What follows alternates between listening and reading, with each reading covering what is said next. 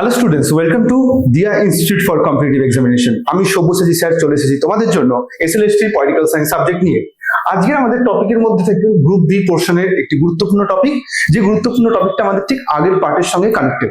আমরা এর আগের পার্টে ভারতবর্ষের জুডিশিয়াল সিস্টেমের সুপ্রিম কোর্টের পোর্শনটা কমপ্লিট করেছিলাম, আর আজকের এই পর্বে আমরা হাইকোর্টের পোর্শনটা দেখবো, যেটা আমরা পার্ট 2 হিসেবে দেখছি।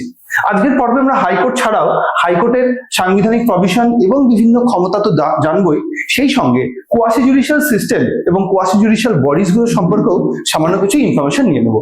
এগুলো সবই কিন্তু এসএলএসটি সাবজেক্টের পরীক্ষার জন্য অত্যন্ত ইম্পর্টেন্ট। তোমরা খুব নিশ্চয়ই ভালো করে প্রিপারেশন নিচ্ছ, আগের পড়াগুলো রিভাইজ দিতে থাকো, আর সেই সঙ্গে নতুন আর কয়েকটা যে ক্লাসগুলো থাকবে সেই ক্লাসগুলো দেখতে থাকো। ওকে, চলো তাহলে প্রথমেই আমরা ফোকাস করব আমাদের ভারতবর্ষের হাইকোর্ট কবে কিভাবে এস্টাবলিশ হচ্ছে এবং ভারতবর্ষের ব্রিটিশ পিরিয়ডে কিভাবে আমাদের হাইকোর্টের সূচনা ঘটলো। আমরা জেনেছিলাম যে সুপ্রিম কোর্টের পোর্শনে, যে আমাদের জুডিশিয়াল সিস্টেমের পার্ট 1 এর মধ্যে পড়েছিলাম যে সুপ্রিম কোর্ট ভারতবর্ষের প্রথম কলকাতাতে এস্টাবলিশ হয়। একইভাবে আমাদের ভারতবর্ষের প্রথম হাইকোর্টের তকমাও কিন্তু কলকাতার কাছে রয়েছে। তার কারণ ভারতবর্ষের প্রথম হাইকোর্টটা কলকাতাতেই তৈরি হয়। 1858 সালে একটি রেকমেন্ডেশন আসে ল কমিশনের থেকে, সেই সময়ের ব্রিটিশ পিরিয়ডের ল কমিশন, এবং সেই ল কমিশন রিপোর্ট দেয় যে ভারতবর্ষে আমাদের যে সুপ্রিম কোর্ট রয়েছে সেই সুপ্রিম কোর্ট কিন্তু গোটা দেশের, যেহেতু এলাকাটা বিশাল, তাই গোটা দেশের জুডিশিয়াল সিস্টেম খুব ভালোভাবে কিন্তু পরিচালনা করতে পারছে না। আমরা যদি এই ভারতবর্ষের স্ট্রাকচারটা দেখি, মোটামুটি ভারতবর্ষের স্ট্রাকচারটা কিন্তু একটা ডায়মন্ড শেপের মতো। এখানে আমরা দেখবো ভারতবর্ষের নর্থ, সাউথ, ইস্ট, ওয়েস্ট এই চারটে পোর্শনে দিল্লিতে সুপ্রিম কোর্ট সেই সময় শিফট করে গেছে। কারণ আমরা জানবো যে আগে প্রথমে তো কলকাতায় ছিল, পরবর্তীকালে যখন ক্যাপিটাল শিফট করে ব্রিটিশরা দিল্লিতে, তখন কিন্তু সুপ্রিম কোর্টটাকেও শিফট করে নিয়ে যায়। তাই আমাদের ভারতবর্ষে এখন এই তিনটে পোর্শন রয়েছে, নর্থ তো হয়ে গেছে, সাউথ, ইস্ট, ওয়েস্ট, এই তিনটে পোর্শনে কিন্তু কোনো সেইভাবে বড়সড় কোনো আদালত নেই। তাই ব্রিটিশরা ঠিক করলো যে আমাদের ভারতবর্ষের আরো তিনটে যে কোণা আছে, সেই তিন কোণায় তিনটে নতুন হাইকোর্ট তৈরি করার ব্যবস্থা করা হবে। এই হাইকোর্টের মধ্যে নামগুলো হচ্ছে, ক্যালকাটাতে একটা থাকবে, বোম্বেতে একটা থাকবে, আর মাদ্রাসে একটা থাকবে। তো এই উদ্যোগ থেকেই আমরা দেখবো ইন্ডিয়ান হাইকোর্ট অ্যাক্ট ভারতবর্ষে তৈরি করা হয় ব্রিটিশ পার্লামেন্টে, এবং ভারতবর্ষের জন্য তিনটি নতুন হাইকোর্টের ব্যবস্থা করা হচ্ছে। আমরা দেখবো এই তিনটে হাইকোর্ট তৈরি করার যে ডেট, 1 জুলাই 1862 কলকাতা, 14 অগস্ট 1862 বোম্বে, এবং 15 অগস্ট 1862 মাদ্রাস। এই তিনটি হাইকোর্ট তিনটি স্টেটে কিন্তু এস্টাবলিশ করা হচ্ছে। সেই সময় এগুলো সব ব্রিটিশ প্রভিন্স ছিল, সেই প্রভিন্স গুলোতে এগুলো এস্টাবলিশ করা হচ্ছে। আমরা এবার এই হাইকোর্ট গুলোর টোটাল বেসিক যে বিষয়, অর্থাৎ কোন দেশ থেকে কনসেপ্ট নেওয়া হয়েছে, কি তার সাংবিধানিক প্রভিশন, এগুলোর উপর ফোকাস করব। দেখো, কনসেপ্ট যদি আমরা বলি, সুপ্রিম কোর্টের মতোই হাইকোর্টের কনসেপ্টও কিন্তু ইউএসএ থেকে ইন্সপায়ার্ড। আমি পড়িয়েছিলাম যে আমাদের ভারতবর্ষের জুডিশিয়াল স্ট্রাকচার সেটা হচ্ছে ব্রিটিশ পিরিয়ড বা ব্রিটিশদের দ্বারা ইন্সপায়ার্ড, কিন্তু ভারতবর্ষের যে আমাদের পাওয়ার পত্র এবং জুডিশিয়াল জাজদের যে বিভিন্ন বিষয়, তাদের ইমপিচমেন্ট, রিমুভাল, এগুলো সব কিন্তু ইউএসএ দ্বারা ইন্সপায়ার্ড। তাই কনসেপ্ট যদি বলা হয় হাইকোর্টের ক্ষেত্রে, অবশ্যই আমরা ইউএসএ বলবো। আর পার্ট 6 এর মধ্যে চ্যাপ্টার 5 এটা ডিসকাস করা আছে। তাহলে পার্ট 6 চ্যাপ্টার 5 আর্টিকেল হচ্ছে 214-2231। এই হচ্ছে আমাদের টোটাল সুপ্রিম কোর্টের মতোই হাইকোর্টের বেসিক বিষয়গুলো। এখানে আরেকটা লক্ষণীয় বিষয়, সুপ্রিম কোর্টকে যেরকম আমাদের সংবিধানের ইউনিয়ন লিস্টের তালিকার মধ্যে রাখা হয়েছিল, ঠিক দেখো এখানেও কিন্তু ইউনিয়ন লিস্ট মানে কেন্দ্রীয় তালিকার মধ্যে রাখা হয়েছে। এটা হওয়ার পেছনে কারণ হচ্ছে, তোমরা জানো ভারতবর্ষের জুডিশিয়াল স্ট্রাকচারকে পুরোটাই সেন্ট্রাল কন্ট্রোল করে, আর সেই সেন্ট্রালি কন্ট্রোল হওয়ার কারণে ইউনিয়ন লিস্টের পোর্শন থেকে কিন্তু এটা ইন্সপায়ার্ড হয়েছে। ইউনিয়ন লিস্টের মধ্যে থাকার অর্থ কি? আমাদের ভারতবর্ষের ইউনিয়ন লিস্টে থাকা প্রত্যেকটি বিষয়ের উপর ল মেকিং পাওয়ার চলে যায় ভারতবর্ষের পার্লামেন্টের হাতে। এখানে ইউনিয়ন লিস্টের মধ্যে থাকার অর্থ হচ্ছে ভারতবর্ষে এই হাইকোর্টের উপর যাবতীয় প্রভিশন তৈরি করার অথরিটি থাকলো। আমাদের প্রেজেন্ট চিফ জাস্টিস ক্যালকাটা হাইকোর্টের টি.এস. চিদম্বরম রয়েছেন, এবং বর্তমানে কলকাতা হাইকোর্টের 3টে ব্রাঞ্চ রয়েছে। একটা তো কলকাতায় রয়েছে, আমরা জানি প্রিন্সিপাল বেঞ্চ, এছাড়াও এগুলোকে ব্রাঞ্চগুলোকে বেঞ্চ বলা হয়। প্রিন্সিপাল বেঞ্চ হচ্ছে কলকাতায় আছে, আরো দুটি বেঞ্চ রয়েছে, একটা হচ্ছে জলপাইগুড়িতে রয়েছে আমাদের নর্থ বেঙ্গলের দিকে, আর একটা রয়েছে পোর্ট ব্লেয়ার। পোর্ট ব্লেয়ার যেহেতু আন্দামান নিকোবর আইল্যান্ড ইউটির জন্য আমাদের কলকাতা হাইকোর্টই কাজ করে, তাই আন্দামান নিকোবর আইল্যান্ডের কোনো মানুষকে কলকাতায় আসার দরকার নেই, পোর্ট ব্লেয়ারে তারা কিন্তু সেই সুযোগ সুবিধা পেয়ে যায়। তো এভাবে আমাদের কলকাতা হাইকোর্টের কিন্তু 3টি প্রধান বেঞ্চ দেখতে পাচ্ছি আমরা, একটি প্রিন্সিপাল বেঞ্চ আর দুটি অন্যান্য বেঞ্চ। এর মধ্যে জলপাইগুড়ি বেঞ্চটা রিসেন্টলি তৈরি করা হয়েছে। চলে আসবো আমাদের নেক্সট, আমাদের বর্তমানে ভারতবর্ষের টোটাল হাইকোর্টের সংখ্যা কতগুলি। 25টি হাইকোর্ট রয়েছে আমাদের টোটাল ভারতবর্ষে। 25টি হাইকোর্ট কেন রয়েছে, তার কারণ হচ্ছে বেশ কিছু স্টেট রয়েছে, ইউটি রয়েছে, যাদের জন্য কিন্তু কমন হাইকোর্ট হিসেবে আমাদের একটি হাইকোর্ট কাজ করে।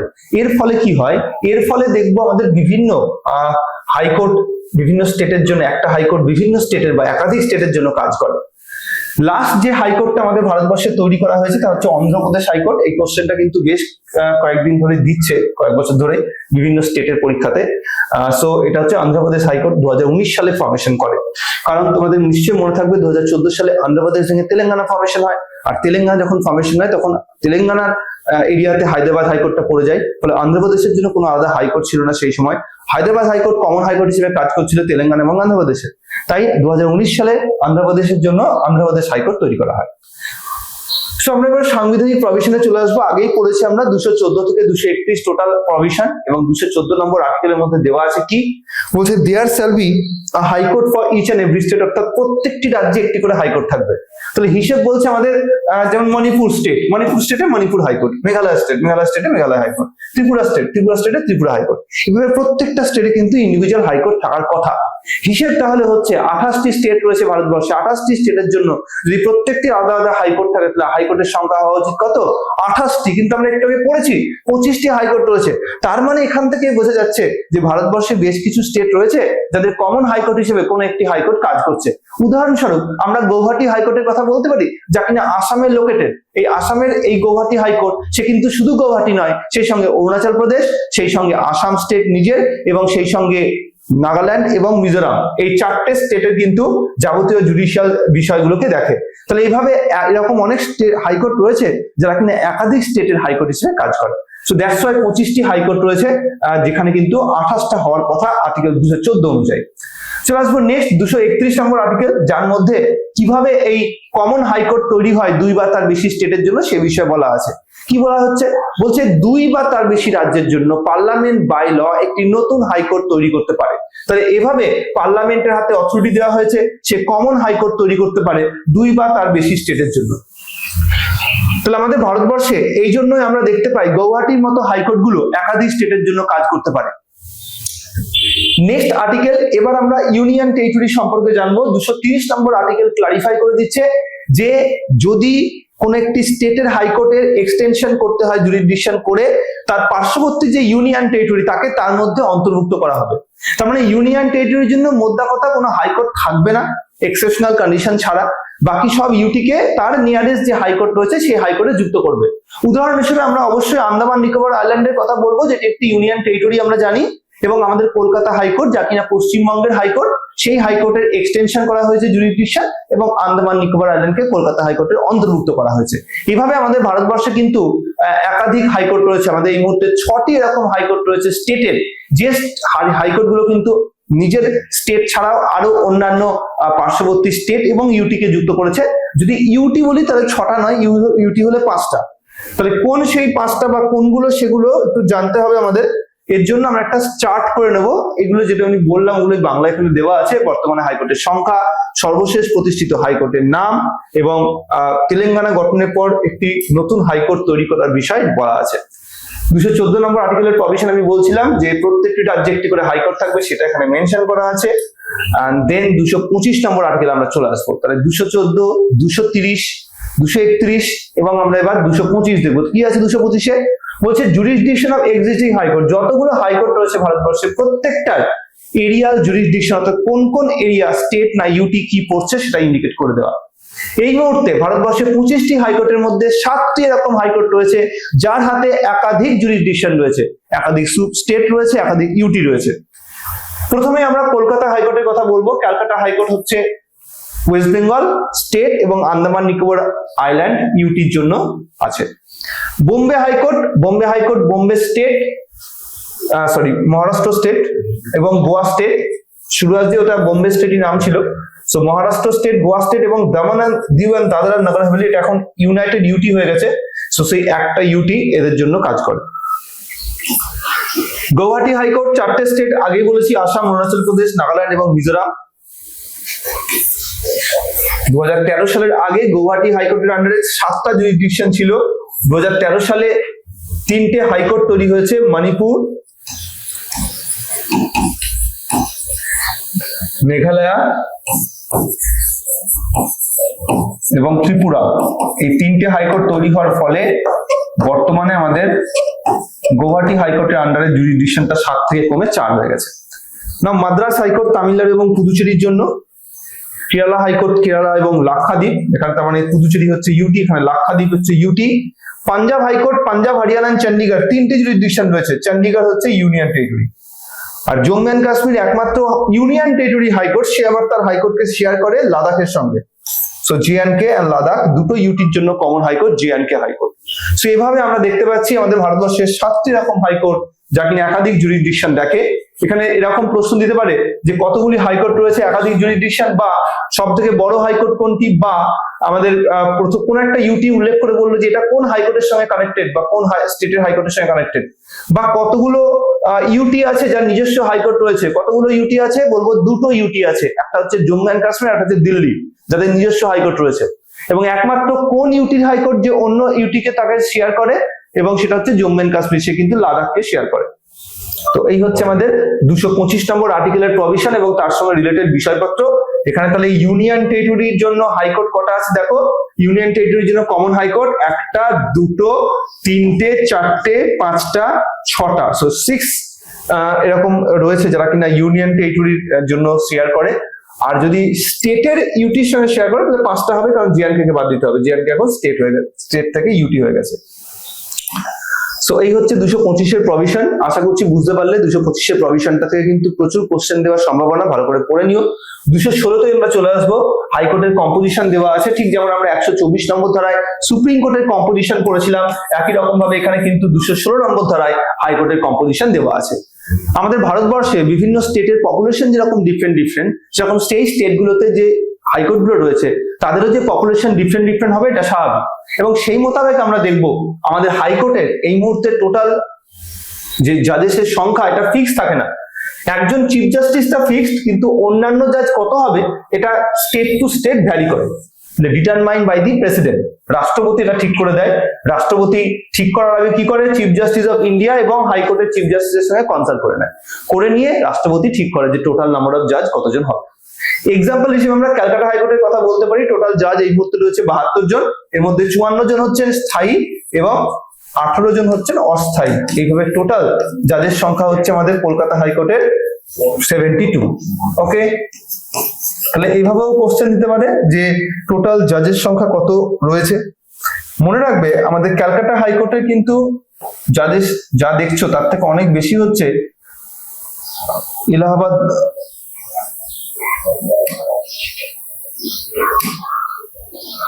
ওকে, তাহলে কলকাতা হাইকোর্ট এটা হচ্ছে অস্থায়ী জাজেসের সংখ্যা। ওকে, তাহলে উত্তরপ্রদেশের পপুলেশন যেরকম সব থেকে বেশি, সেরকম উত্তরপ্রদেশের হাইকোর্টেরও জাজেসের সংখ্যা সব থেকে বেশি।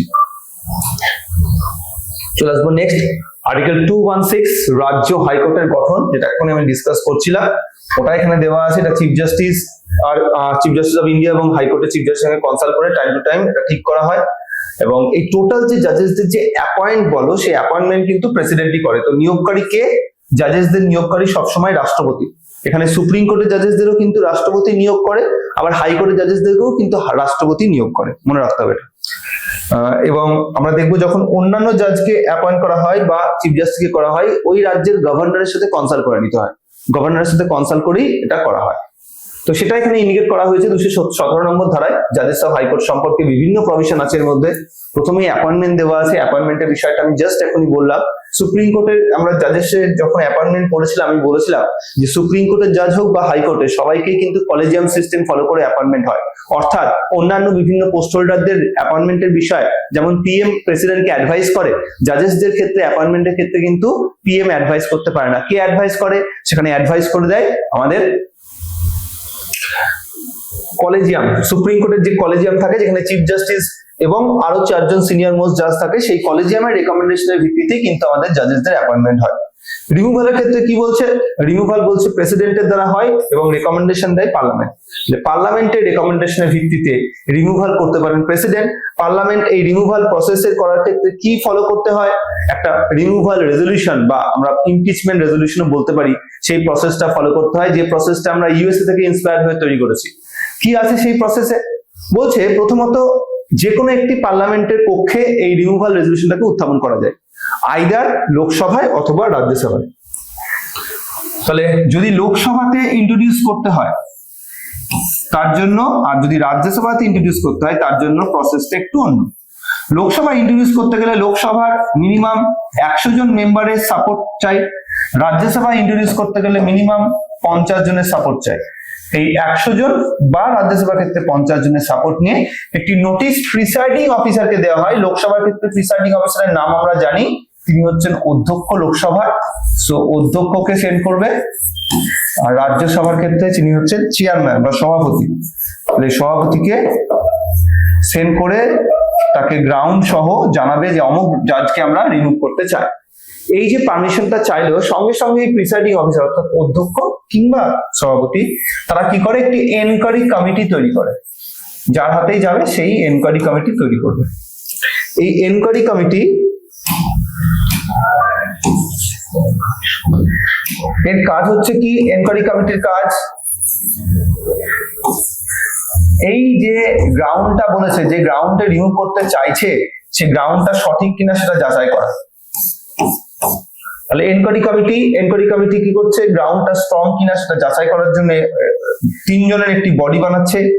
একজন হচ্ছেন সুপ্রিম কোর্টের জাজ, একজন হাইকোর্টের জাজ, আর একজন সিনিয়র অ্যাডভোকেট।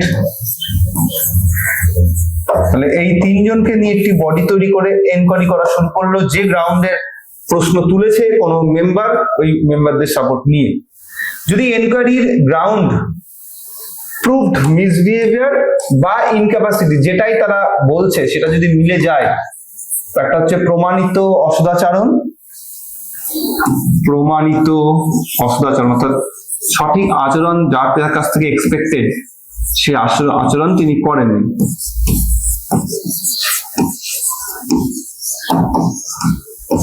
অথবা বা শারীরিক বা মানসিক কারণে কাজ করতে অপারগ,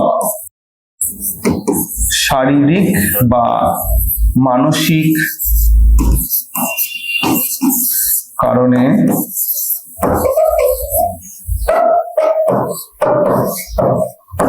কাজ করতে পারছেন না।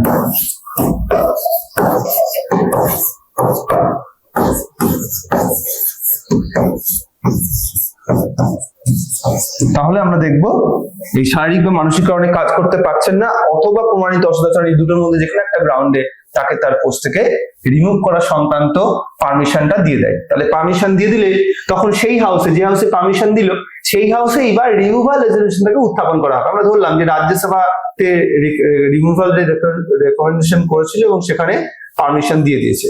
যদি রিমুভাল রেজলিউশনটা এবার সেখানে উত্থাপন হয় তাহলে সেখানে কি করতে হবে, দেখা হবে at least half of the member, অর্ধেক মেম্বার উপস্থিত হয়েছে কিনা, ভোট দিয়েছে কিনা। At least half of the member present হয়েছে প্লাস ভোট দিয়েছে। যদি প্রেজেন্ট অ্যান্ড ভোটিং অর্ধেক মেম্বার হয়ে যায়, হিসাব বলছে 245, তার অর্ধেক বলতে 123, 123 জন যদি মিনিমাম রাজ্যসভায় প্রেজেন্ট হয়, ভোট দেয়, তাহলে এবার দেখা হবে এটা 2/3 এর সাপোর্ট পাচ্ছে কিনা। তার মানে 123 মিনিমাম, এবার সেই মিনিমামটার জায়গায় বেশি হলো, 124 হলো, 125 হলো, কিংবা আরেকটু বাড়িয়ে 150 হলো। তাহলে 100 ধরো আমি 150 জন এখানে প্রেজেন্ট হয়েছে, ভোট দিয়েছে, তাহলে 150-এর 2/3 মানে কত, 100 জনের সাপোর্ট। এই 100 জনের সাপোর্ট পেলে এটা এখানে পাস হয়ে যাবে। এবার এখানে পাস হওয়ার পরে কোথায় যাবে, রাজ্যসভায়, লোকসভায় যাবে। লোকসভাতেও টোটাল মেম্বার 543 এর অর্ধেক হচ্ছে 272, 272 মিনিমাম যদি থাকে তাহলেই হবে, 272-এর বেশি হলেও চলবে। তাহলে আমরা ধরলাম 300 জন মেম্বার প্রেজেন্ট হয়েছে, ভোট দিয়েছে। যদি 300 জন প্রেজেন্ট ভোট হয় তাহলে সাপোর্ট লাগবে 200 জনের। যদি এই সাপোর্ট পেয়ে যায় তাহলে লোকসভাতেও পাস হয়ে গেল। দুটো হাউসে পাস হয়ে যাওয়ার পরেই সেই রেকমেন্ডেশন পাঠিয়ে দেওয়া হয় প্রেসিডেন্টের কাছে, এন্ড প্রেসিডেন্ট সেই অনুযায়ী ওই জাজকে তার পোস্ট থেকে রিমুভ করে দেয়। সো এভাবে আমরা দেখবো সুপ্রিম কোর্টের জাজেসদের মতোই হাইকোর্টের জাজেসদেরও রিমুভাল সেম প্রসেস ফলো করে হয়। ক্লিয়ার এটা সবার কাছে? রেজিগনেশনে চলে আসবো। কাকে রেজিগনেশন দেবে? প্রত্যেকটা জাজ রেজিগনেশন দেবে ভারতের রাষ্ট্রপতিকে, যিনি অ্যাপয়েন্ট করেছেন তাকে রেজিগনেশন দিতে হয়। আর যদি বলা হয় তার কার্যকাল মানে টার্ম কত বছরের জন্য তিনি অ্যাপয়েন্টেড হন, বেসিক্যালি সুপ্রিম কোর্টে যেমন 65 বছর বয়স পর্যন্ত ছিল, হাইকোর্টের ক্ষেত্রে হচ্ছে 62 বছর বয়স পর্যন্ত। এটা আগে 60 বছর ছিল, পরে এটাকে চেঞ্জ করে 62 করা হয়েছে। তাহলে এই হচ্ছে আমাদের টোটাল জাজেসদের বিষয়পত্র। এবার আমরা চলে আসবো যেটা আমি ডিসকাস করছিলাম, এখানে লেখা আছে কত মেম্বারের সাপোর্ট লাগে, রিমুভাল রেজুলেশন কিভাবে উত্থাপিত হয়, এটসেট্রা এটসেট্রা। হাইকোর্টের বিচারকদের নিয়োগ, মেয়াদ, অপসারণ আমরা দেখে নিলাম, কিভাবে তার সেই রাজ্যের রাজ্যপাল এবং কারা কারা তাকে রেকমেন্ড করবে নিয়োগের ক্ষেত্রে, সবটাই এখানে বাংলায় দেওয়া আছে, দেখে নিতে হবে। চলে আসবো নেক্সট 218, এই অনুচ্ছেদের মধ্যে বিচারকের অপসারণ সম্পর্কে দেওয়া আছে, যেটা আমি এখনই ডিসকাশন করলাম। এরপরে আমরা ফোকাস করবো 219 নম্বর আর্টিকেলে, যেখানে শপথ গ্রহণের কথা বলা আছে। আমরা জানি সুপ্রিম কোর্টের জাজেসদের শপথ গ্রহণ করান ভারতের রাষ্ট্রপতি, তাহলে হাইকোর্টের কে করাবেন? হাইকোর্টে করাবেন গভর্নর, রাজ্যপালের দ্বারা শপথ গ্রহণ করা হবে। সংবিধানের 3য় তফসিলের মধ্যে 3rd শিডিউলের মধ্যে তার সম্পর্কে ডিটেলসে দেওয়া আছে, সেই শিডিউলের বয়ান অনুযায়ী হাইকোর্টের জাজেসদের তিনি ওথ নেবেন। যে বডির কথা বলছিলাম যে ওই অপসারণের জন্য, সেটা কারার কানুনে তৈরি হয়। সুপ্রিম কোর্টের একজন জাজ, একজন চিফ জাস্টিস অফ হাইকোর্ট, আর একজন ডিস্টিংগুইশ জুরিস্ট। জুরিস্ট মানে এখানে সিনিয়র অ্যাডভোকেটও হতে পারে, আবার জুরিস্টও হতে পারে। আমাদের ভারতবর্ষে এখনো অব্দি যে জাজকে রিমুভ করার জন্য উদ্যোগ নেওয়া হয়েছে, তার মধ্যে অন্যতম হচ্ছেন কলকাতা হাইকোর্টে জাস্টিস সৌমিত্র সেন, এবং এটা কিন্তু 2011 সালে রাজ্যসভাতে উত্থাপিত হয়, বাট পাস করা যায়নি। এছাড়াও চিফ জাস্টিসের মধ্যে একমাত্র সিকিমের হাইকোর্টের চিফ জাস্টিস পিডি দিনাকরন, তার বিরুদ্ধে রেজ হয়েছিল 2011 সালে রাজ্যসভাতে, এটাও একটা প্যানেল তৈরি হয়েছিল, শুধু এনকোয়ারি কমিটি তৈরি হয়েছিল, বাট কোন রকম রিমুভাল রেজলিউশন হাউসে উত্থাপিত হয়নি। এরপরে জাস্টিস জেবি পারদিওয়ালা, গুজরাট হাইকোর্টের জাজ, 2015 সালে এর বিরুদ্ধে নোটিশ রেজ করা হয়েছিল, বাট এর বিরুদ্ধে ফার্দার কোনো স্টেপ নেওয়া হয়নি। এরপরে জাস্টিস সিভি নাগার্জুনা রেড্ডি, হায়দ্রাবাদ হাইকোর্টের জাজ ছিলেন তিনি, এনাকে ইমপিচমেন্ট করার জন্য উদ্যোগ নেওয়া হয়েছিল 2017 সালে, বাট এটাও পাস হয়নি। সো আজ অব্দি তার মানে ভারতবর্ষের সুপ্রিম কোর্টে যেরকম কোনো জাজকে রিমুভ করা যায়নি, ঠিক তেমনি হাইকোর্টেরও কোনো জাজ আজ অব্দি রিমুভ হয়নি, এটা মাথায় রাখবে। নেক্সট ক্লাস আমরা কোয়ালিফিকেশন বা যোগ্যতা। দেখো, যোগ্যতার ক্ষেত্রে 1 নম্বর তো ইন্ডিয়ান সিটিজেনশিপ, 2 নম্বরের মধ্যে আইদার 10 বছরের অ্যাডভোকেট অথবা 10 বছর একজন জুডিশিয়াল অফিসার হিসেবে কাজ করেছেন, এই দুটোর মধ্যে যে কোনো একটা থাকলেই এবং ভারতীয় নাগরিকত্ব থাকলেই তিনি কিন্তু আমাদের জাজ হওয়ার যোগ্য। তাহলে এই দুটোর মধ্যে যে কোনো একটা এবং ইন্ডিয়ান সিটিজেনশিপ থাকলে তাকে ভারতবর্ষের কলকাতা এবং যে কোনো হাইকোর্টের জাজ করা যায়। 219 নম্বর আর্টিকেলে ওথের কথা বলা হয়েছে, এখন আমরা লিখে নিয়েছি বা পড়ে নিয়েছি। 220 আছে রেস্ট্রিকশন অন প্র্যাকটিস। ঠিক যেমন আমরা সুপ্রিম কোর্টে দেখেছিলাম যে সুপ্রিম কোর্টে জাজ হওয়ার পরে তিনি কিন্তু আর ভারতবর্ষে কোথাও প্র্যাকটিস করতে পারেন না, হাইকোর্টের ক্ষেত্রে বলা হয়েছে হাইকোর্টের কোন একটা হাইকোর্টের জাজ হওয়ার পরে সেই ব্যক্তি ওই হাইকোর্ট এবং নিম্নতম কোর্ট ছাড়া ভারতবর্ষের যে কোনো জায়গায় প্র্যাকটিস করতে পারবেন। তার মানে অন্য হাইকোর্টেও প্র্যাকটিস করতে পারবে, আবার সুপ্রিম কোর্টেও প্র্যাকটিস করতে পারবে। প্র্যাকটিস মানে অ্যাডভোকেটের যে কাজ সেটা। এরপরে 221 নম্বর ধারা, এখানে স্যালারি এবং পেনশন সম্পর্কে বলা আছে। পার্লামেন্ট ডিটারমাইন করে আর চার্জ করা হয় ভারতের সঞ্চিত তহবিল অর্থাৎ কনসলিডেটেড ফান্ড অফ ইন্ডিয়া থেকে। এই মুহূর্তে চিফ জাস্টিসের স্যালারি 2.5 লক্ষ টাকা এবং আদার্স জাজেসদের স্যালারি হচ্ছে 2.25 লাখ রুপিস। এছাড়াও এখানে আরেকটি গুরুত্বপূর্ণ বিষয় দিয়ে কোশ্চেন দেয়, দ্যাট ইজ পেনশন কোন ফান্ড থেকে চার্জ করা হয়। মনে রাখবে জাজেসদের, হাইকোর্টের জাজেসদের পেনশন কিন্তু কনসলিডেটেড ফান্ড অফ ইন্ডিয়া মানে সেন্ট্রালের ফান্ড থেকে চার্জ করা হয়। এরপরে আমরা চলে আসবো আরেকটি গুরুত্বপূর্ণ আর্টিকেল 222। আর্টিকেল 222 কি বলছে? ট্রান্সফার অফ এ জাজ from one high court to another high court. একটি হাইকোর্ট থেকে অন্য হাইকোর্টের জাজেসদেরকে ট্রান্সফার করা সংক্রান্ত বিষয়। এটা পুরোটাই ডিটারমাইন করে president. President time to time কলেজিয়ামের রেকমেন্ডেশন মোতাবেক একটি জাজকে একটা হাইকোর্ট থেকে আরেকটা হাইকোর্টে ট্রান্সফার করেন। আমরা আর্টিকেল 126 এবং 127 পড়েছিলাম সুপ্রিম কোর্টে, acting chief justice of supreme court আর অ্যাডহক জাজ অফ সুপ্রিম কোর্ট। একই রকম ভাবে এখানে 223 আর 224 সেরকমই প্রভিশন আছে। 223 আছে হাইকোর্টের অ্যাক্টিং চিফ জাস্টিস আর 224 আছে অ্যাক্টিং অর অ্যাডিশনাল জাজ অফ হাইকোর্ট। তাহলে কি বলছে দেখে নি, বলছে অ্যাপয়েন্টমেন্ট করবেন অ্যাক্টিং চিফ জাস্টিস অফ হাইকোর্টকে অ্যাপয়েন্টমেন্ট করবেন প্রেসিডেন্ট। কখন করবেন? যদি সাডেনলি ভ্যাকেন্ট হয়ে যায় চিফ জাস্টিসের পোস্ট তখন। সাধারণত ওই হাইকোর্টেরই যিনি চিফ সিনিয়র মোস্ট জাজ তাকে অ্যাক্টিং চিফ জাস্টিসের পোস্ট দেওয়া হয়। অন্যদিকে 224 অনুযায়ী অ্যাক্টিং পোস্ট বা অ্যাডিশনাল পোস্ট মানে যদি কখনো এরকম হয় যে কোনো একজন জাজ তিনি তার পোস্ট থেকে রেজিগনেশন দিয়ে দিয়েছেন বা তাকে সরিয়ে দেওয়া হয়েছে বা তিনি মারা গেছেন, তাহলে সেখানে অ্যাক্টিং চিফ জাস্টিস নিয়োগ করার সুযোগ থাকছে। আর যদি এক্সট্রা কাজের প্রয়োজন হয় বা এক্সট্রা বার্ডেন হয়ে গেছে, প্রচুর পেন্ডিং হয়ে গেছে জাজমেন্ট, তো এই অতিরিক্ত বার্ডেনের লোড কমানোর জন্য অতিরিক্ত জাজকে নেওয়া হয়। এই দুটো ক্ষেত্রেই যে কোনো ডিউলি কোয়ালিফাইড পার্সনকে অ্যাপয়েন্ট করা যায়, কোন রকম কোয়ালিফিকেশন নির্দিষ্ট করা নেই, এটা প্রেসিডেন্ট যাকে মনে করবে তাকেই তিনি অ্যাপয়েন্ট করতে পারেন। এভাবে কিন্তু আমাদের ভারতবর্ষের অ্যাক্টিং এবং অ্যাডিশনাল জাজেস অফ হাইকোর্টের সম্পর্কে বলা আছে। তাহলে আমরা এই দুটো আর্টিকেলের পাশে এরকম করে লিখে নিতে পারি যে 126 হচ্ছে সেম লাইক 223 আর 127 হচ্ছে সেম লাইক 224। ওকে, দুটোই, এটা অ্যাক্টিং চিফ জাস্টিসের কথা বলছে, আর এটা অ্যাডিশনাল জাজ বা অ্যাক্টিং জাজ অফ আদার জাজেসের কথা বলছে। চলে আসবো 224 এর। আমি একটু আগে বলেছিলাম যে 15th অ্যামেন্ডমেন্ট অ্যাক্টের মাধ্যমে 1963 তে ভোটারদের যে হাইকোর্টের জাজ তাদের রিটায়ারমেন্ট এজ 60 ইয়ার্স থেকে বাড়িয়ে করে দেওয়া হয় কত? করে দেওয়া হয় 62 ইয়ার্স। তাহলে 60 ইয়ার্সে যারা রিটায়ারমেন্ট হয়ে গেছিল তারা আবার নিয়োগ করার মতো সুযোগ পাচ্ছে। তো এটাই 224 এর এই আর্টিকেল যুক্ত করা হয়। এর জন্য বলা হয় যারা রিটায়ার্ড জাজ আছে তাদেরকে অবিলম্বে হাইকোর্টে আবার নিয়োগ করা যাবে।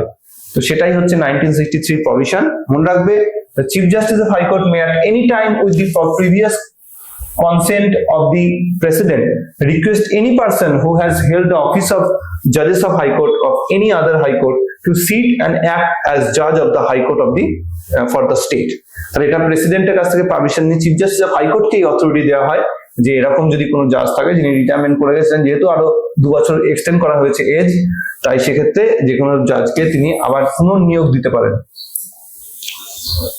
তো এই হচ্ছে আমাদের হাইকোর্টের সাংবিধানিক প্রভিশন। এবার আমরা হাইকোর্টের যে পোর্শনটাই ফোকাস করব সেটা হচ্ছে হাইকোর্টের পাওয়ার এবং ফাংশন। দেখো, প্রথম যে আর্টিকেল 215 এর মধ্যে হাইকোর্ট যে কোর্ট অফ রেকর্ডের অথরিটি ভোগ করবে সেটা বলা আছে। বলা হয়েছে যে প্রত্যেকটা হাইকোর্টের হাতে 2 রকমের ক্ষমতা আছে। হাইকোর্টের প্রত্যেকটি জাজমেন্টকে রেকর্ড করে রেখে দেওয়া যায়, আর সেই সঙ্গে হাইকোর্টের যাবতীয় যে প্রভিশন, সেই প্রভিশনগুলোর কোন রকম অবমাননা হলে বা কোনো ব্যক্তি হাইকোর্টকে কোনো অপমান করেছে বলে হাইকোর্টের মনে হলে হাইকোর্ট কিন্তু সেই ব্যক্তির বিরুদ্ধে স্টেপ নিতে পারে। কিভাবে?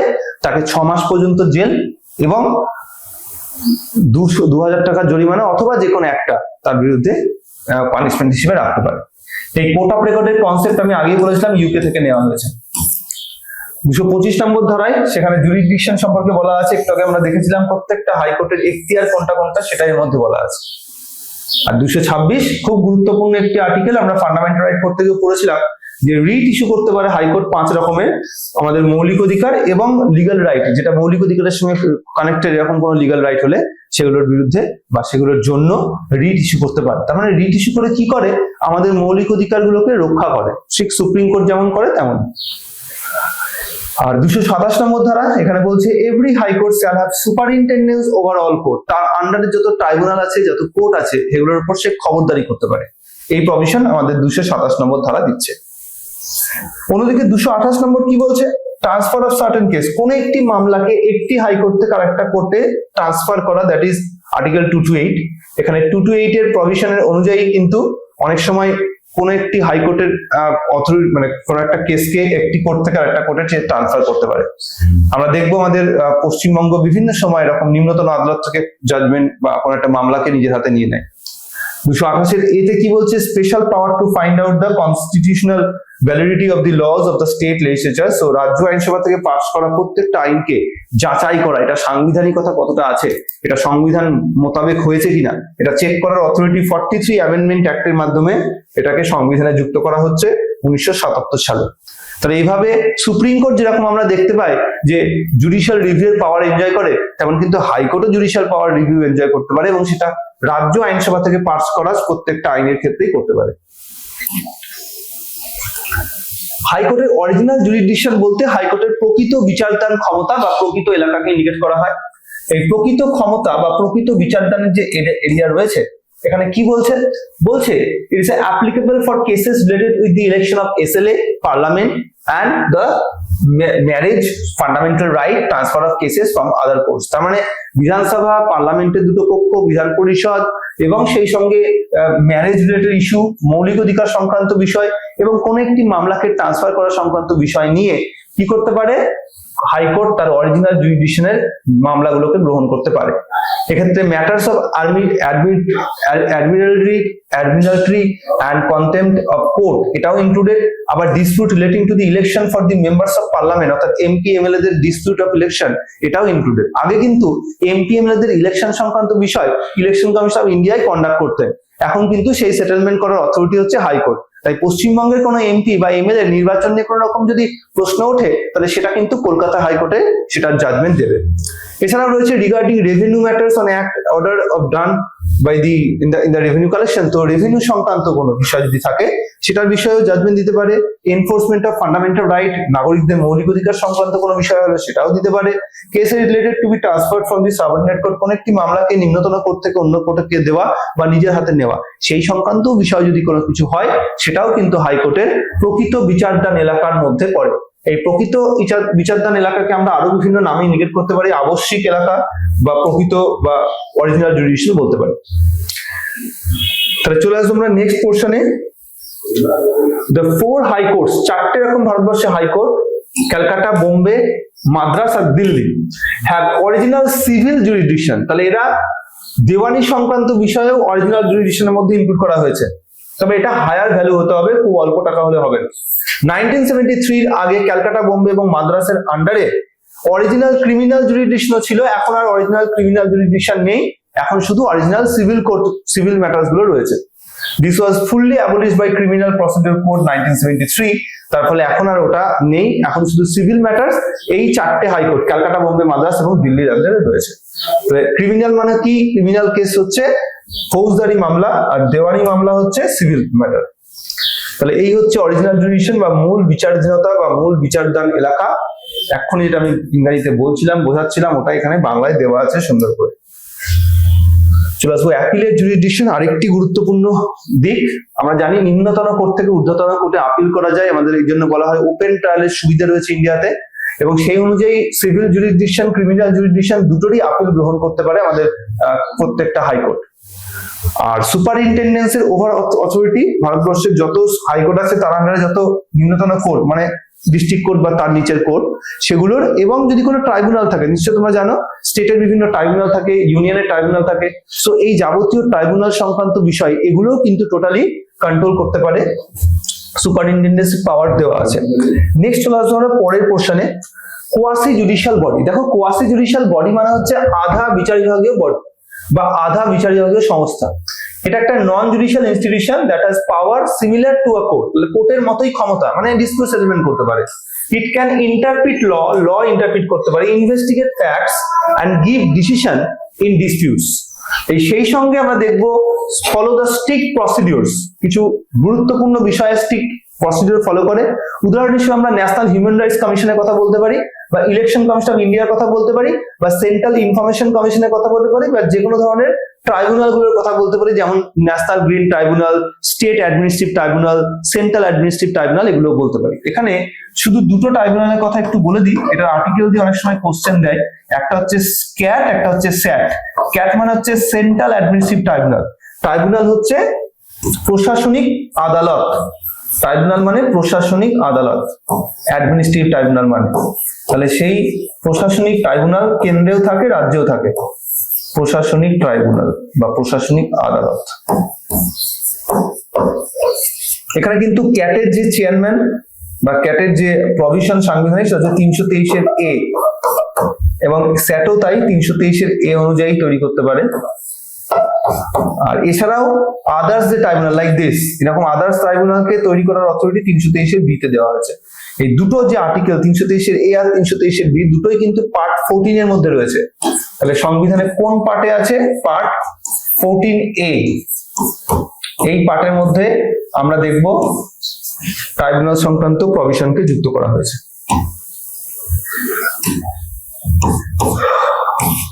এটাই দুটো আর্টিকেল আছে, একটা 323 এ, একটা 323 বি। ওকে, আমরা একদম শেষের দিকে চলে এসেছি। এখানে চলে আসছো আধা বিচার অথরিটির কথা আমি বলে দিলাম, এগুলোই বাংলা এখানে সুন্দর করে দেওয়া আছে, পড়ে নিতে হবে। সো টোটাল আমাদের আজকের যে ডিসকাশন হলো এই হাইকোর্টের পোর্শন, আমরা আগের ক্লাসে সুপ্রিম কোর্টের বিষয় পড়েছি, আর এই ক্লাসে আমরা পড়লাম হাইকোর্টের বিষয়, যেটা আমাদের চ্যাপ্টার 2 বলতে পারো ইন্ডিয়ান জুডিশিয়াল সিস্টেমের। সেখানে আমাদের গুরুত্বপূর্ণ যেগুলো মনে রাখতে হবে, প্রথমত হচ্ছে ভারতবর্ষে কতগুলো হাইকোর্ট রয়েছে। 2024 যদিও লেখা আছে, এটা 2025, মানে আজকের দিন পর্যন্তই ভারতবর্ষের টোটাল হাইকোর্টের সংখ্যা হচ্ছে 25টি। হাইকোর্টের জাজেসদের কার্যকাল 62 বছর বয়স পর্যন্ত থাকে, কোনো অন্যান্য পোস্টের মতো 5 বছর 6 বছর কার্যকাল নয়। যে বয়সে তারা অ্যাপয়েন্টেড হোক না কেন, 62 বছর বয়স পর্যন্ত তারা হাইকোর্টের জাজ হিসেবে থাকতে পারবে। রাজ্যের হাইকোর্টের গঠন 214 নম্বর আর্টিকেলের প্রভিশনের মধ্যে হাইকোর্টের গঠন সম্পর্কে বলা আছে, এবং প্রত্যেকটা রাজ্যে একটা করে যে হাইকোর্ট থাকবে সেটা বলা আছে আর্টিকেল 216 এর মধ্যেও ইন ডিটেলস দেওয়া আছে। চলে আসবো নেক্সট, 2 বা ততোধিক রাজ্যের জন্য যৌথ হাইকোর্ট তৈরি করার প্রভিশন আমরা একটু আগেই পড়েছিলাম, 231 নম্বর ধারায় দেওয়া আছে। এখানে কিন্তু আমরা আরেকটা জিনিস ভালো করে বলে দিই, রাজ্যের হাইকোর্টের গঠন কিন্তু দুরকম ভাবে ইন্ডিকেট করতে পারে, অর্থাৎ প্রত্যেকটা রাজ্যে একটা করে হাইকোর্ট থাকবে, এটা 214 এর মধ্যে বলা আছে। আর যদি বলে যে হাইকোর্ট কজন জাজ নিয়ে সেই স্ট্রাকচারগত গঠন, তখন কিন্তু 216 বলতে হবে। আর 231 নম্বর ধারায় তো বলে দিলাম পার্লামেন্ট কমন হাইকোর্ট তৈরি করতে পারে। আর 217 নম্বর ধারায় বলা আছে হাইকোর্টের জাজেসদের নিয়োগ সম্পর্কে। সো এই হচ্ছে টোটাল আমাদের হাইকোর্টের প্রভিশন, এবং এভাবেই কিন্তু জুডিশিয়াল স্ট্রাকচার বা জুডিশিয়াল সিস্টেমটা আমাদের কমপ্লিট হলো। সো আমরা নেক্সট ক্লাসে আবার নতুন টপিক নিয়ে পড়বো। আজকে আমাদের এখানেই কিন্তু শেষ হচ্ছে, নেক্সট ক্লাসে ভালো করে পড়ে নাও, এগুলো রিভিশন দাও, আর নেক্সট ক্লাসে আবার নতুন টপিক পড়বো। আমরা প্রায় শেষের দিকে চলে এসেছি, চলো থ্যাংক ইউ, নেক্সট ক্লাসে আবার দেখা হচ্ছে। অর্থাৎ প্রত্যেকটা রাজ্যে একটা করে হাইকোর্ট থাকবে, এটা 214 এর মধ্যে বলা আছে। আর যদি বলে যে হাইকোর্ট কজন জাজ নিয়ে সেই স্ট্রাকচারগত গঠন, তখন কিন্তু 216 বলতে হবে। আর 231 নম্বর ধারায় তো বলে দিলাম পার্লামেন্ট কমন হাইকোর্ট তৈরি করতে পারে। আর 217 নম্বর ধারায় বলা আছে হাইকোর্টের জাজেসদের নিয়োগ সম্পর্কে। সো এই হচ্ছে টোটাল আমাদের হাইকোর্টের প্রভিশন, এবং এভাবেই কিন্তু জুডিশিয়াল স্ট্রাকচার বা জুডিশিয়াল সিস্টেমটা আমাদের কমপ্লিট হলো। সো আমরা নেক্সট ক্লাসে আবার নতুন টপিক নিয়ে পড়বো। আজকে আমাদের এখানেই কিন্তু শেষ হচ্ছে, নেক্সট ক্লাসে ভালো করে পড়ে নাও, এগুলো রিভিশন দাও, আর নেক্সট ক্লাসে আবার নতুন টপিক পড়বো। আমরা প্রায় শেষের দিকে চলে এসেছি, চলো থ্যাংক ইউ, নেক্সট ক্লাসে আবার দেখা হচ্ছে।